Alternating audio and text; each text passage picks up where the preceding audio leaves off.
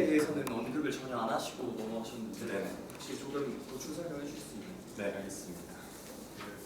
재원에 대해서는 이제 반대하시는 분들이 보통 이렇게 얘기를 하세요. 세수의 부족, 5년간 21조, 이거 너무 비현실적인 거 아니야? 이렇게 얘기를 하시는데 맞습니다. 먼저 21조라고 써놓기는 단편적인 예산을 이렇게 설정을 해놨습니다. 근데 이제 5년간 70조 원 정도 추가 재정으로 편성을 되고 있다는 얘기가 부양책을 가지고 있다는 것도 말씀드리고 싶고요. 당장 얘기가 나오고 있는 추가 경정 예산 물론 이게 현실적으로 통과가 되기 어렵다는 얘기도 있습니다만 그런 방안들을 다 막아놓고 생각한다면 뭐 답이 없을 거라고 봅니다. 결국 증세를 얘기하게 될 수밖에 없는 상황이라는 걸 말씀드리고 싶고요. 그런데 그러면 70조라는 거는 지금 편성이 되어 있다고 말씀하시는데 네네. 그럼 그건 언제쯤으로 생각하시죠? 지금 21조도 5년간으로 계획을 하는데 그것도 5년간으로 일단 계획이 되는 거예요. 70조도 5년간이에요. 그리고 향후 문재인 정부 안에서 맞습니다. 가능하다고 문재인 정부에서는 마중물 역할만 해주는 거고요. 이제 정책적인 거는 다음 정부, 그 다음 정부로 이제 넘기려는 계획도 가지고 있는 것 같습니다.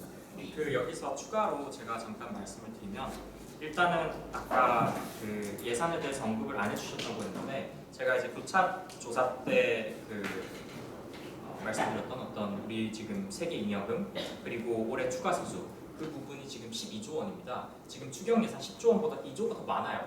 10 플러스 2가 10보다 큰 것처럼. 그래서 이제 이 부분에 대해서 예산 자체가 없진 않고 다만 이 설득의 문제가 남아있긴 합니다.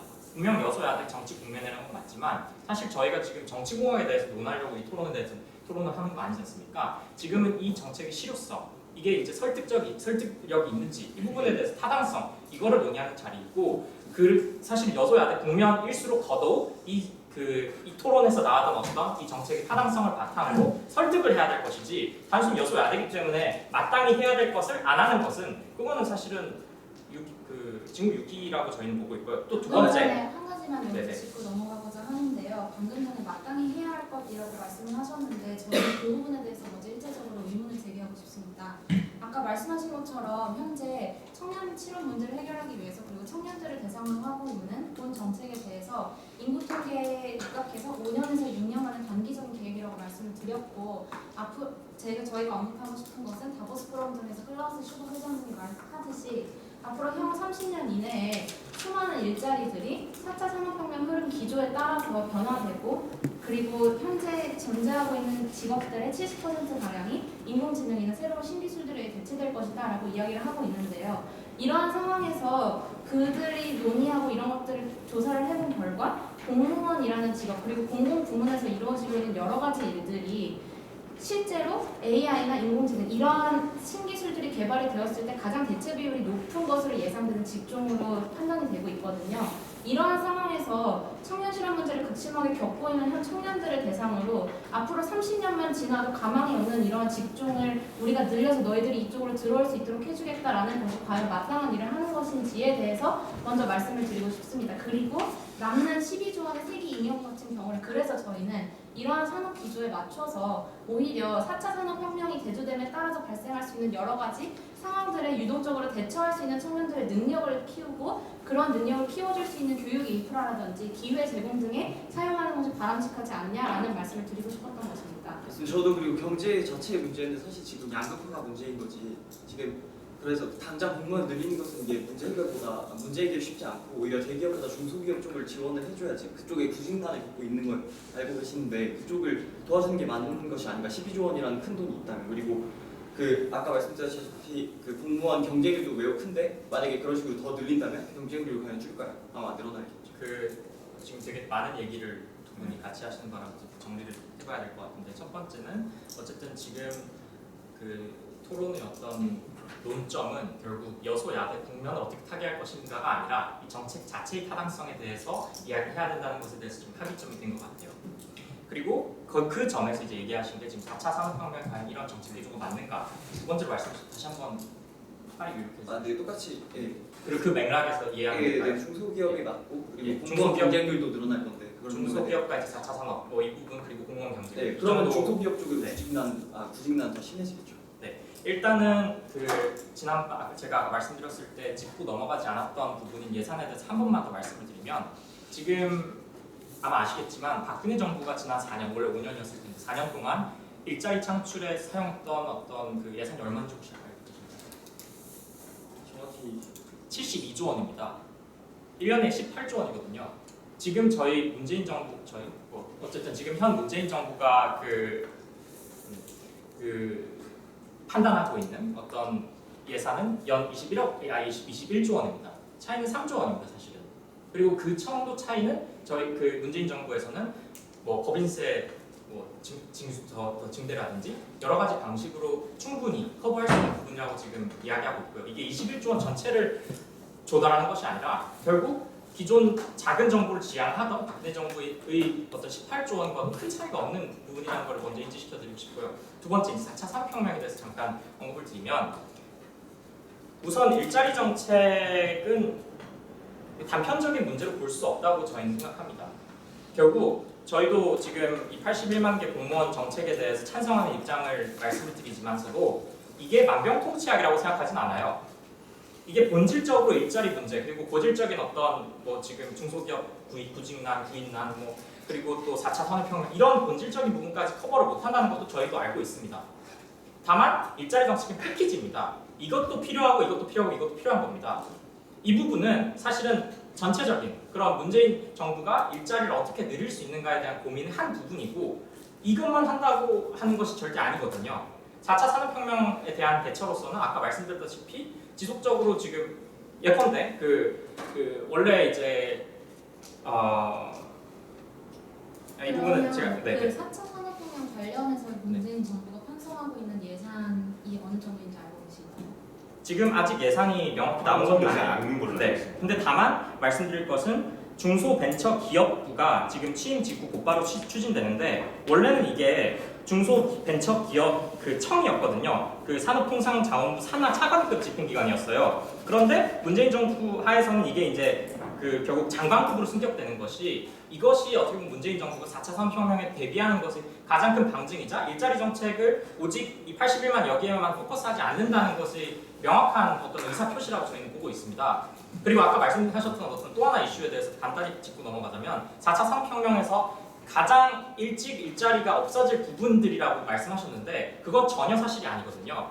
지금 4차 산업혁명이 결국 AI라든지 딥러닝 이런 기술적인 어떤 분석이라든지 데이터 마이닝을 통해서 그쪽에서 일하던 직군이 이제 컴퓨터로 대체된다는 건데 가장 쉽게 대체된다고 이야기가 되는 것이 회계사, 변호사 이런 좀 데이터를 가지고 혹은 기존 텍스트로 되어 있는 것들이 이제 쉽게 대체되는 것이고 소방서 이걸 어떻게 AI로 대체한다는 건 모르겠고 보육원에서 유아를 가르치는 그런 보육교사들 이게 컴퓨터 앞에 있으면 이제 아이들 정서 교육이 전혀 함양이 안 될 텐데 오히려 이런 것들이야말로 더욱더 어떤 아까 말씀하셨던 어떤 그런 육아 기관들의 지금 실태가 안 좋다고 말씀하셨는데 그런 것들이 관리의 품질의 향상과 더불어서 지금 정부의 세수를 충분히 들여도 나중에 4차 산업혁명이 고려해도 안 없어질 직업들이라고 보고 있습니다. 한 가지 또한 거기에 제가 먼저 대해서 잠깐 얘기를 드리겠습니다. 공무원 경쟁률이 점점 올라갈 거라고도 말씀을 해주셨는데 공무원 경쟁률은 이미 20년에 걸쳐서 계속해서 증가하고 있는 추세입니다. 그리고 거기에 따른 낭비도 심각한 상황이고요. 지금 청년 재정의 낭비가 지금 심각하다고 얘기를 하는데 거기에 니즈에 맞춰서 공무원의 수요를 늘리고 수요를 더 받아들여서 일자리를 늘리겠다는 정책에 어떻게 거기에 더 공무원이 몰릴 거라는 생각을 하는지 전혀 알 수가 없고요. 그 중소기업의 지원 정책에도 마찬가지입니다. 중소기업도 지원 예산이 이미 마련이 되어 있다는 것을 알고 계십니까 혹시? 중소기업에 대한 지원도 이미 책정이 되어 있습니다. 어떻게 공공부문 일자리 81만 개에만 모든 예산과 모든 돈을 다 맞춰서 거기에만 우선적으로 해결하라는 게 아닙니다. 아까 말씀하셨던 것처럼 이런 정책들은 패키지로 이루어져 있습니다. 그래서 그 점에 대해서만 잠깐 네. 말씀을 드리면 그거는 계속 박근혜 정부, 이명박 정부가 민간 기업을 대상으로 실시했던 정책들의 실패 사례에 대해서 말씀을 하시는데요. 그런 중소기업에 관련된 정책들을 계속 언급하시는 박근혜 정부, 이명박 정부 때도 특정한 예산을 들여서 실시하고 있었습니다. 그 정도의 예산 가지고 해결이 안 되는 문제이기 때문에 10년, 15년이 지나도 지금까지 계속 부질적인 문제가 남아있는 것이고요. 지원을 더 해야 한다. 그렇죠. 지금 확대를 해야 한다. 산업 기조를 봤을 때 공무원이라는 아까 저희 입론에서 말씀드렸던 것처럼 공무원이라는 직종의 특징 자체가 어떤 새로운 가치를 창출한다거나 어떤 새로운 경제적인 가치를 창출한다거나 이런 포션은 굉장히 작습니다. 그리고 잠깐 아까 방금 말씀하신 거 이제 지원을 중소기업이나 이런 기업들에 대한 지원을 더 확대를 해야 된다고 말씀을 하신 것 그런 같은데 의미는 아닙니다. 네. 그러니까 뭐 지금까지 실패해 왔던 것에 이 정도 돈으로는 안 되니까 돈을 더 붓자. 이거는 완전 도박 그런 사나이라고 의미가 했습니다. 아닙니다. 그러니까 저희는 중소기업도 투자하는 것도 괜찮고 스타트업 뭐 다른 여러 가지 뭐 문화 예술 다 괜찮은데요.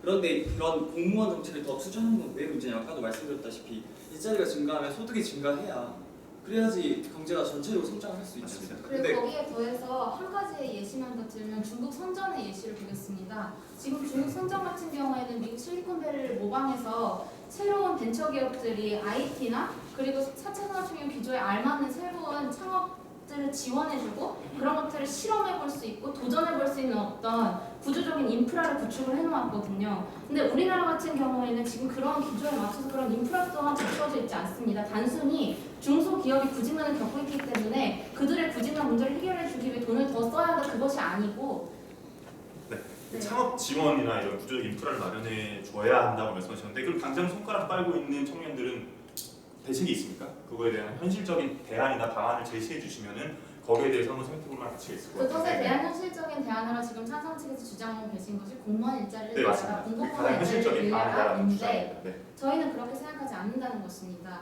그 청년들의 미래는 그럼 어떻게 보장할 것입니까? 앞으로 짧은 시간 지금도 없는데 미래가 있을 수가 없습니다. 지금 당장 손가락 빨면서 엄마 집에 얹혀 사는 청년들한테는 어떻게 말씀하실 겁니까? 앞으로 4차 산업혁명 시대가 열리고 이렇게 AI나 이런 거기에 부분들 저희는 교육을 한 받아라 가지만 이렇게 말씀하실 겁니까? 거기에 네. 대해서 한 가지만 더 말씀드리고 싶은 게요. 네. 문재인 정부가 대선 공약을 할 때 노량진을 실제 방문해서 공무원들의 이야기를 들었을 때 네, 그들의 맞습니다. 여론에 대해서 알고 계신가요? 네 맞습니다. 그렇습니다. 공무원 시험을 준비하는 소위 말씀하신 손가락 빨고 있는 청년들 입장에서 그리고 그 손가락 빨고 있는 문제를 해결하기 위해서 공무원이라는 공공부문 직종이라는 것을 택해서 열심히 노력하고 있는 청년들의 반응은 오히려 이 새로운 정책에 대해서 부정적입니다. 저희가 아까 말씀드린 이 공무원들 이런 정책을 실행함으로 있어서 발생하는 공무원의 경쟁률 향상이라는 것도 이쪽에 찬성 측에서는 그럴 리가 없다라고 말씀을 하시지만 청년의 입장에서 생각을 해보세요. 공무원, 민간 기업 평가가 철저하게 이루어지고 성과급 제도가 이루어지고 있는 민간 기업 같은 경우에는 현재 오히려 안에서 살아남기도 힘들고 취업도 힘듭니다. 반면에 공무원은 한번 입사를 한 경우, 공기업 같은 경우도 그렇고 공무원은 한번 직장을 얻은 후에는 굉장히 안정적인 직업이라고 평가를 받고 있는데요. 여러분이 지금 손가락 빨고 있는 청년이라면 공무원을 이렇게 많이 늘린다고 하는데 훨씬 더 들어가서 살아남기 힘든 민간 기업 쪽에 취직을 해서 나의 인생을 바칠 것인가 아니면 조금 더 포션이 늘어나서 내가 기회를 조금 더 얻을 수 있는 그러한 공무원을 더 열심히 준비해서 공무원이라는 직장을 잡아보겠는가 여러분은 과연 정말 그렇게 급박한 상황에 닥쳤을 때 어떤 것을 선택하실지 한번 생각을 해보세요. 저도 마찬가지로 자, 네. 지금 10분